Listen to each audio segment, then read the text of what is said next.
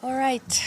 For the sake of time, we, of course, introduce Mr. Philippe Lazzarini, the Commissioner General of UNRWA. He'll make some brief remarks and take a few questions. Okay, the floor is yours, sir.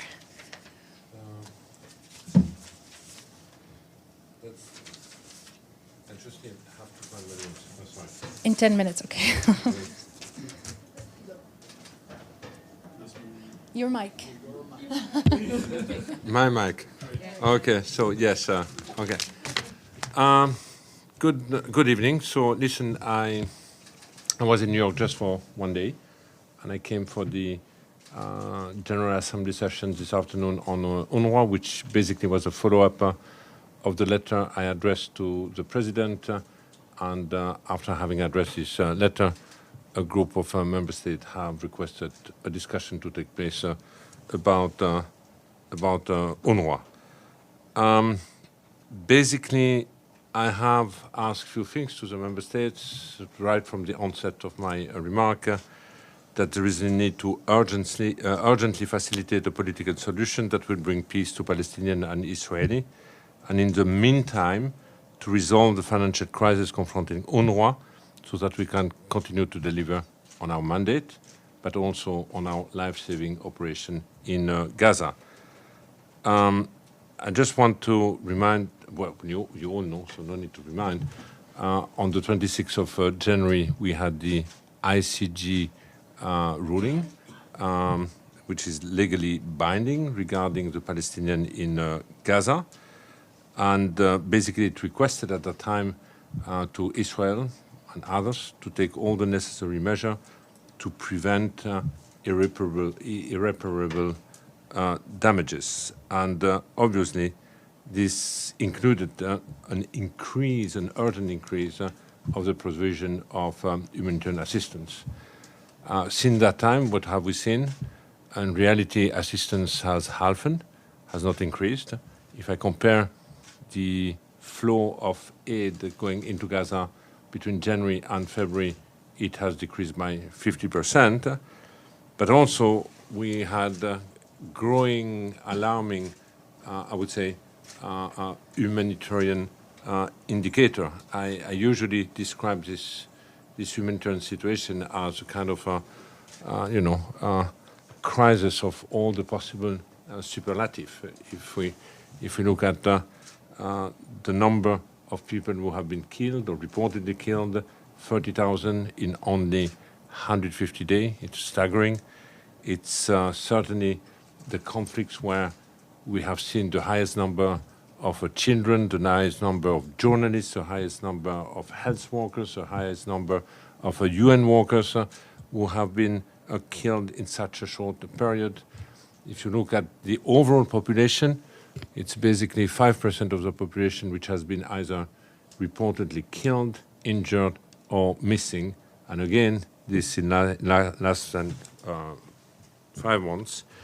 You keep hearing from our colleagues from WHO that doctors are amputating the limbs of injured children without anesthetic. But the worst into this is a region which has never, ever encountered hunger, has widespread hunger, and we even have unfolding under our eyes looming famine, especially in the north, but there are also other pockets of starvation.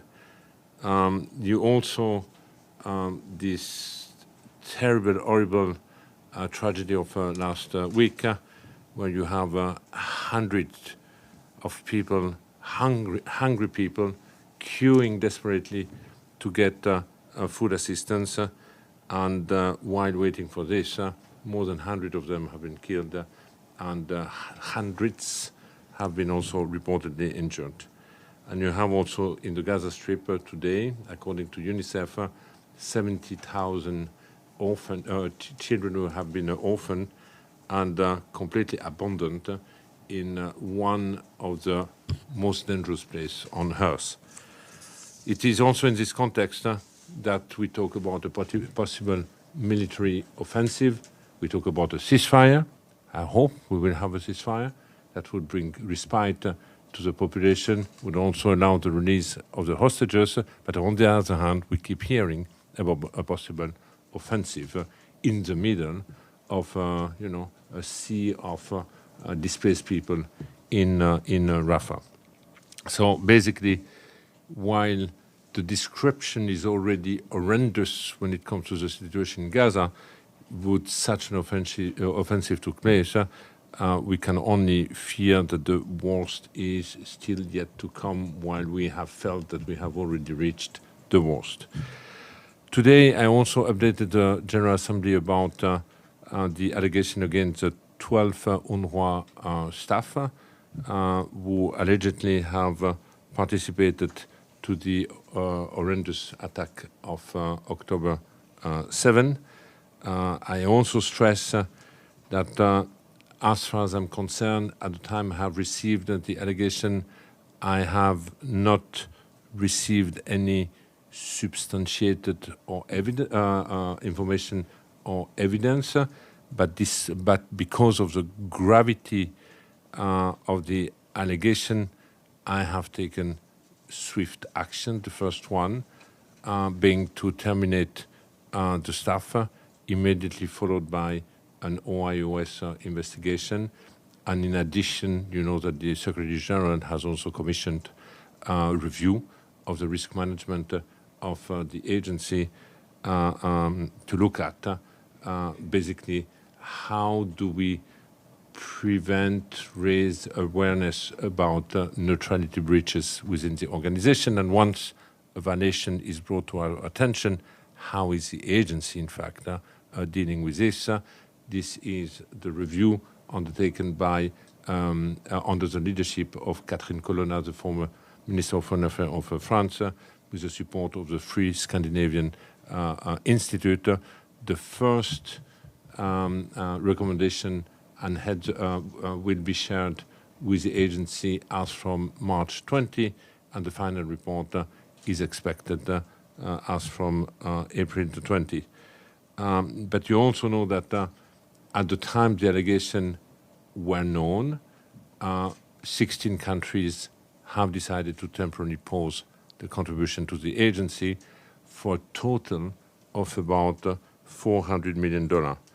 I have also to stress here that not everybody has paused. We still have a number of countries in Europe who have decided to keep, maintain, even increase their contribution to the agency. And you have seen that a few days ago, I also welcome the European Commission decision to release its contribution of $50 million. I have also informed the General Assembly today that the agency is facing, fierce campaign which aim to undermine its credibility.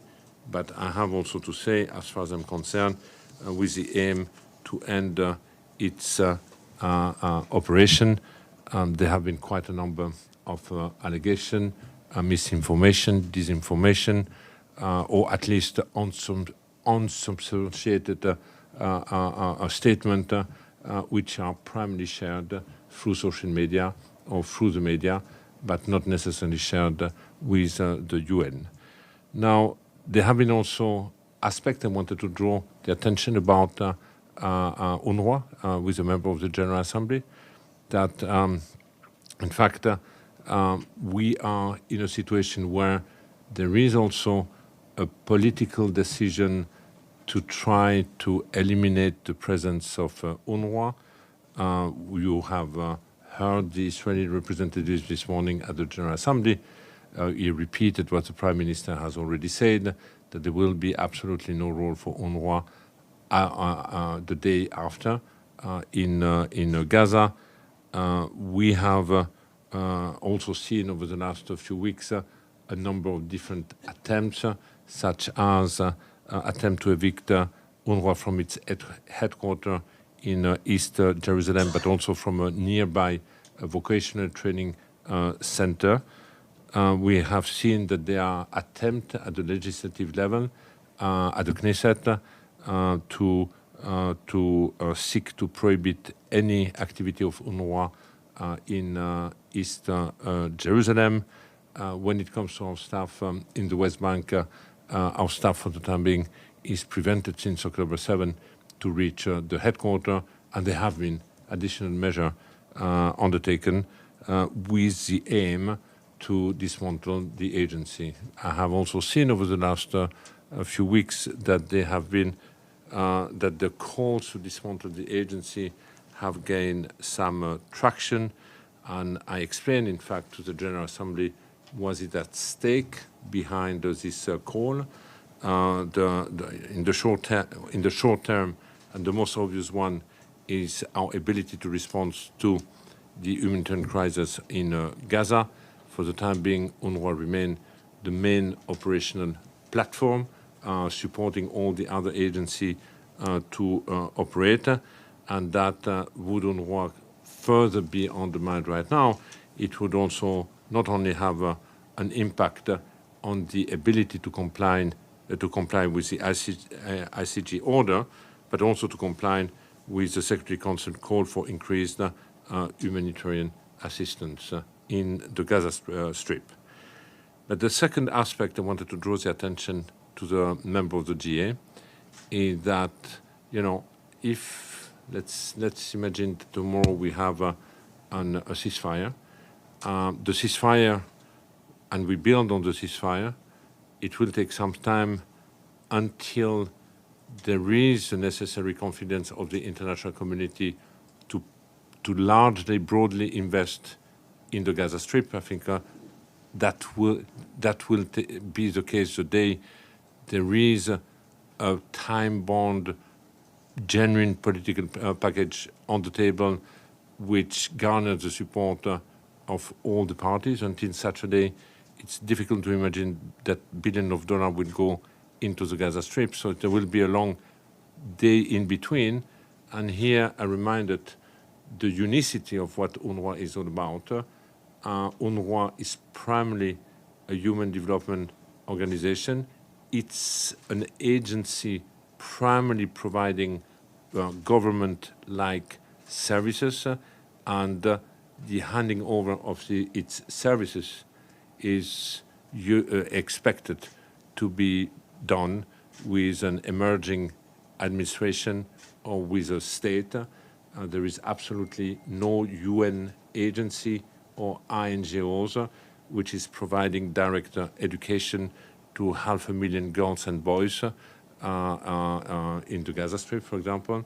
And we also know that if we have an emerging authority in the Strip, whatever authority will be, they certainly will not have the ability to provide such large scope, I would say, critical services. But we should also not forget that in the Gaza Strip, the population is also deeply traumatized, among them the children, and the more we will wait to bring them into an education environment, the more we are also sowing the seeds for future hatred or future resentment or revenge. So I was also drawing the attention about the risk by just dismantling UNRWA today to, at the same time, sacrifice an entire generation of children. But last but not least, I also draw the attention about the political meaning of getting rid of UNRWA, which is a real justification certainly today. The attack against UNRWA seek in reality to eliminate its role in protecting the right of the Palestinian refugees, and possibly as an agency acting as a witness to the plight. We have seen that after having been quoted so many times to submission and to rulings, the attack against the agency have also significantly increased. Again, and we keep saying, if October 7 would not have taken place this year, we would be talking about the 75th year of UNRWA, of a lasting temporary organization, which is nothing else than the collective failure of the international community of not having promoted a durable, lasting, and fair political solution. And my intent at that time was to open a discussion about but what if there will never ever be a political solution. Now, we are in a different situation where in the region there have been seismic transformation taking place, which has basically also triggered again an awareness about the importance of promoting political solution. And again, after 75 years of temporary, I would say, a lasting temporary existence, if really we are genuine with the promotion of a political solution, UNRWA remain an instrument at the disposal of the international community to succeed in this trajectory, to make sure that the transition leading to this solution be successful, and that would be the day the agency would be phasing out. So just to end, I have placed 3 requests to the GA today. The first, I repeat a little bit what I said at the beginning, but to facilitate the long overdue political process that can bring lasting peace to Palestinian and Israeli. And that's the context in which we should chart the transition of the agency. Meanwhile, and because of the precarity of the financial situation, calling to the member of the General Assembly to match their expectation with the mandate being provided to the agency with resources, basically, but also the third request to ensure that any alternative to UNRWA for providing services to Palestinian refugees, and this is also a discussion I initiated 2 years ago through the partnership, which backlashed at that time with the ecosystem and the host country, but that, and I think we certainly have to reopen this discussion, but the partnership needs to be undertaken in a way that it does not undermine the right of the Palestinian refugees, but also the right of the Palestinian for self-determination. So that were my messages today to the GA, 3-pronged, the short-term impact on the humanitarian response, the medium-term on the transition, but also the longer-term one being the political one. So I think I will stop here. Thank you. Yes, thank you so sorry, much. It was a little bit long, but... Thank you so much. Okay, let's start with Edith Lederer from AP, and please limit it to 1 question for the sake of time. Thank you. I have a plane to take this in. Do you need a piece of paper? Oh. No, a plane, sorry. That's my Frenchy accent, sorry. Mr. Lazzarini, thank you very much on behalf of the United Nations Correspondents Association for doing this briefing. 2 quick questions. Can you confirm that an UNRWA investigation accuses Israel of abusing hundreds of the Palestinians in Gaza that it detained or arrested after October 7th? And the abuses include sexual abuse. And also, Israel said today that UNRWA's 13,000 staff include 450 members, active members of Hamas and Islamic Jihad. Have they informed you? Have you gotten any information about this? And what's your reaction? Thank you. Thank you. You want me to answer? Immediately? Please go ahead. Yes, okay. Listen, I will start with the second question. It's not the first time, and I think today the representative of Israel was also talking about more people, or 1,200 people. These are statements usually being made through social media, through the media, but we as UNRWA, or I as Commissioner General, have never been informed or seized. As you know, we are providing on a yearly basis the entire list of our staff in Gaza and the West Bank and East Jerusalem to both the Israeli authority and to the Palestinian authorities. I have never ever received the slightest concern about the staff that we are employing. The only allegation that have been communicated to me has been on January 18 about the 12 alleged staff. This is an information which has been shared with me on an oral basis, but I felt that this was horrific enough and serious enough to take the action that we have taken. All the other allegations have not been communicated to me, but if this allegation being substantiated, we keep saying that they should cooperate with the UN and provide this to any team looking into this. On the second one, I wouldn't say it's an, you call it investigation of UNRWA? Or, listen, there is a report which has not been made public of hundreds of detainees who have been released, and basically whenever they have been released through Kerem Shalom. There is a kind of circuit where people, when they are arrested in Gaza, are going through, but they also go through Israel, and when they are released in Kerem Shalom. So hundreds of people have basically, in Kerem Shalom, the logistic is UNRWA. There is absolutely no other agencies being there, and we have seen these people coming back from detention, some of them for a couple of weeks, some of them for a couple of months, and most of them coming back completely traumatized by the ordeal they have gone through. And these people have been regularly welcomed.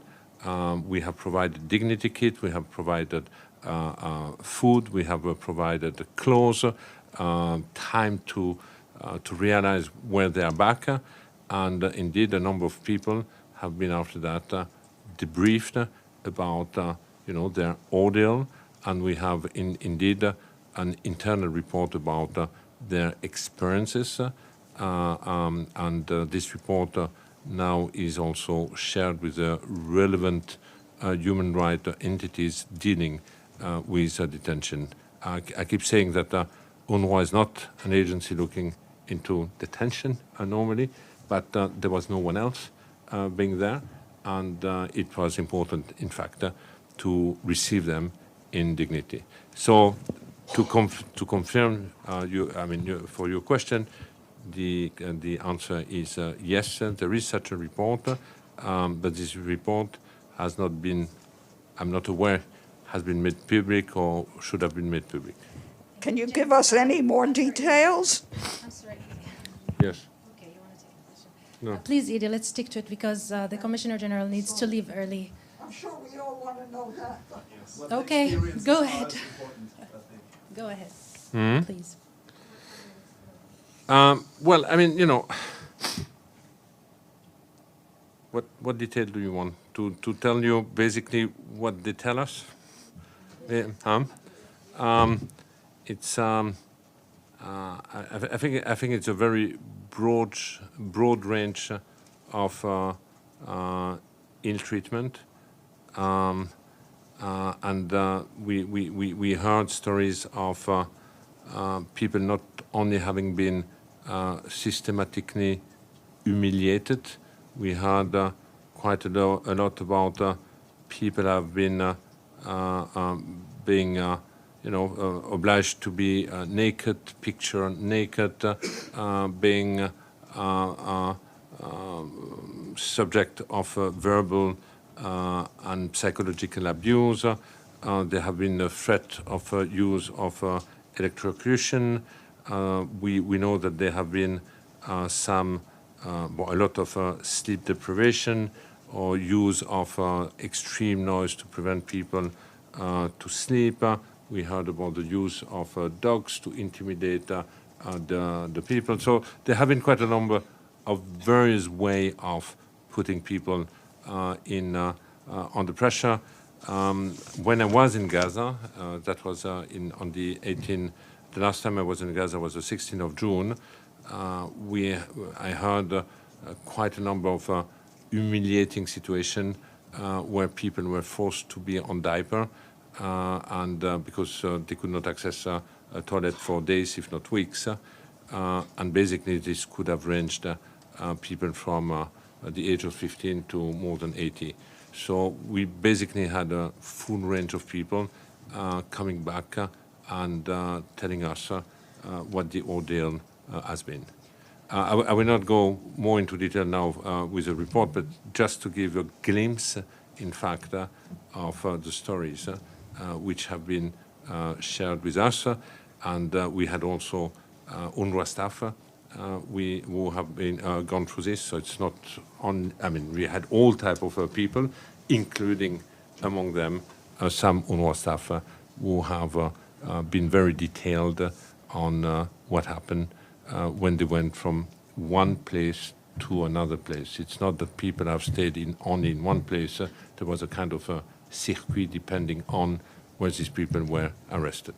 The date of your trip, because it couldn't be in June. No, January. Sorry. That I'm just a tyrant, but it was in January. Yes, it can't be in June. You're right.